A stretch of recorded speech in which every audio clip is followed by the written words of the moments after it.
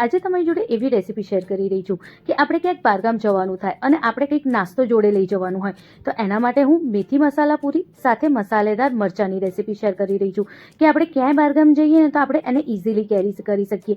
2 દિવસ સુધી મરચાંય નહીં બગડે અને 2 દિવસ સુધી પૂરી બી નહીં બગડે અને ખાવામાં પણ ટેસ્ટ નહીં બગડે. એકદમ સરસ બનીને રેડી થશે અને તમે એને ઇઝીલી કેરી પણ કરી શકો છો. સૌપ્રથમ આપણે પૂરીનો લોટ બાંધીશું. એના માટે 1 વાટકી જેટલી તાજી મેથી લેવાની છે. એને પહેલાં આપણે બરોબર વોશ કરવાની અને પછી કંઈક આવી રીતે ઝીણી સમારી લેવાની. પછી એને એક તોડામાં લઈ લઈશું અને એને સરસ રીતે આપણે શેકી લઈશું. જ્યારે આપણે મેથીને શેકીએ તો એની અંદરથી પાણી છૂટે, એ બધું પાણી આપણે બાળવાનું છે. એટલે આપણે ફૂલ ગેસ ઉપર જ 2 મિનિટ માટે એને સરસ રીતે શેકી લઈશું. શેકાઈ જઈએ ને તો કંઈક આવી રીતે સરસ એનો કલર પણ બદલાઈ જાય છે. હવે ગેસની ફ્લેમ બંધ કરવાની અને મેથીને થોડી ઠંડી થવા દેવાની. ઠંડી થઈ જાય એટલે એક મોટા વાસણમાં આપણે એ મેથી લઈ લઈશું. 1 ચમચી જેટલું એમાં ચીલી ફ્લેક્સ ઉમેરીશું. 1 ચમચી જેટલું તલ, મીઠું આપણે સ્વાદ મુજબ ઉમેરવાનું છે. 1 ચમચી જેટલું લાલ મિર્ચ પાવડર, અડધી ચમચી જેટલું હલ્દી પાવડર, 1 ચમચી જેટલું ધનિયા જીરું પાવડર અને 2 ચમચી જેટલું તેલ ઉમેરવાનું છે. જે બી આપણે ઘરે તેલ ખાતા હોઈએ એ તેલનો ઉપયોગ આપણે કરી શકીએ છીએ. જ્યારે મિક્સ થઈ જાય તો ફરી 2 ચમચી જેટલું તેલ ઉમેરવાનું અને સરસ રીતે આપણે મિક્સ કરવાનું છે. કંઈક આવી રીતે જ્યારે બધું સરસ રીતે મિક્સ થઈ જાય તો 2 વાટકી જેટલું પહેલાં આપણે ઘઉંનો લોટ ઉમેરીશું. જે આપણે રોટલી બનાવવા માટે ઘઉંનો લોટનો ઉપયોગ કરીએ છીએ એ જ કરવાનો છે. 2 ચમચી જેટલી સોજી અને 2 ચમચી જેટલું આમાં આપણે ચણાનો લોટ ઉમેરવાનો છે. આનાથી આ પૂરી બહુ જ ટેસ્ટી અને બહુ જ સરસ બનીને રેડી થાય છે. ખસ્તા પણ બને છે અને ખાવામાં ટેસ્ટ પણ સારો આવે છે. એટલે સોજી અને ચણાનો લોટ તો ખાસ કરીને ઉમેરવાનો. પહેલાં લોટને અને મસાલાને આપણે બરોબર સરસ રીતે મિક્સ કરી દેવાનું છે.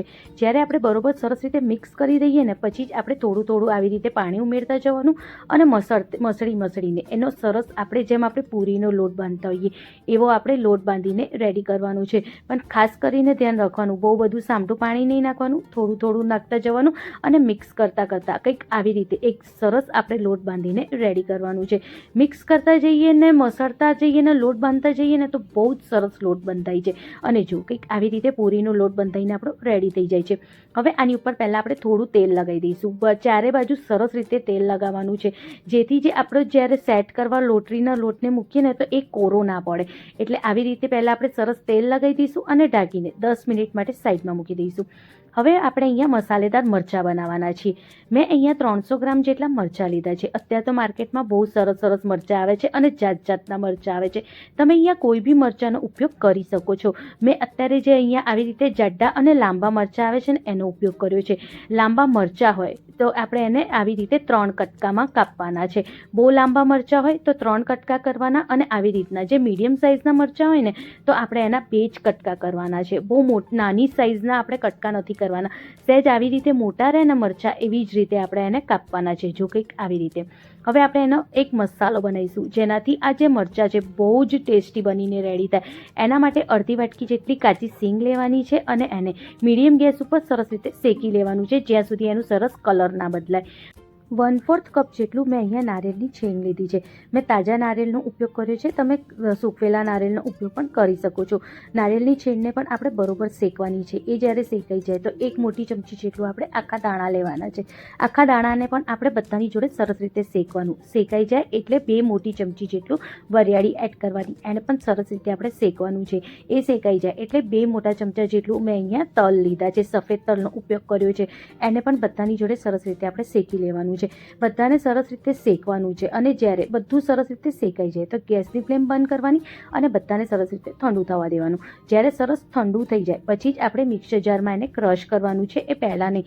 અગર ગરમ ક્રશ કરશો તો બરોબર વટાશે નહીં અને એની અંદરથી તેલ છૂટશે.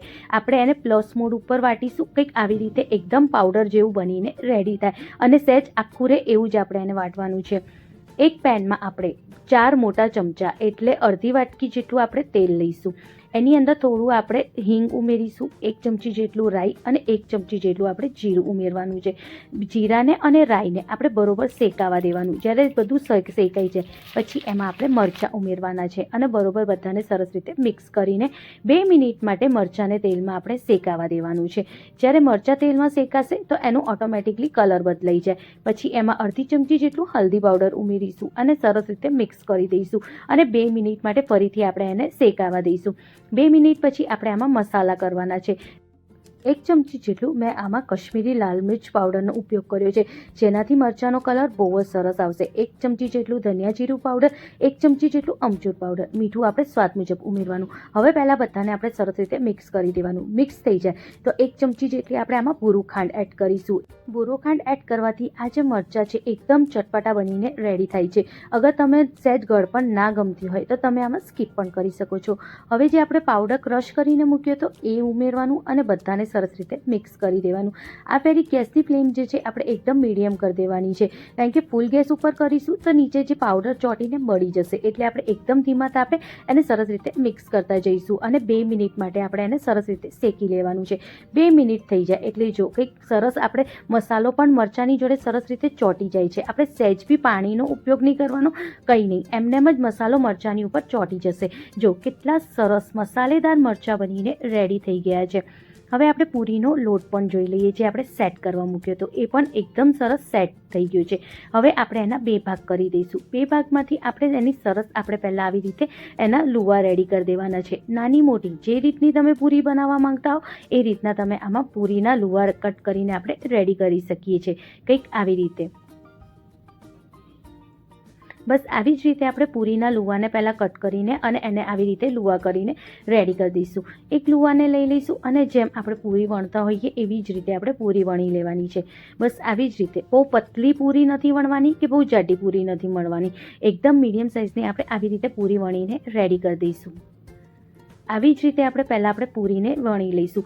બહુ સામટી પૂરીઓ વણીને નથી મૂકવાની. અગર સામટી પૂરીઓ વણીને મૂકશો તો પૂરી ફૂલશે નહીં અને સરસ જે આપણને જોઈએ ફૂલેલી પૂરી દડા જેવી એવી નહીં થાય. એટલે આપણે એને વણતા જવાનું અને તળતા જવાનું. એટલે બસ આવી જ એકદમ સરસ ફૂલેલી પૂરીઓ આપણી બનીને રેડી થશે, કંઈક આવી રીતે. બસ આવી જ રીતે આપણે બધી પૂરીઓને વણીને અને તળીને રેડી કરી દેવાની છે.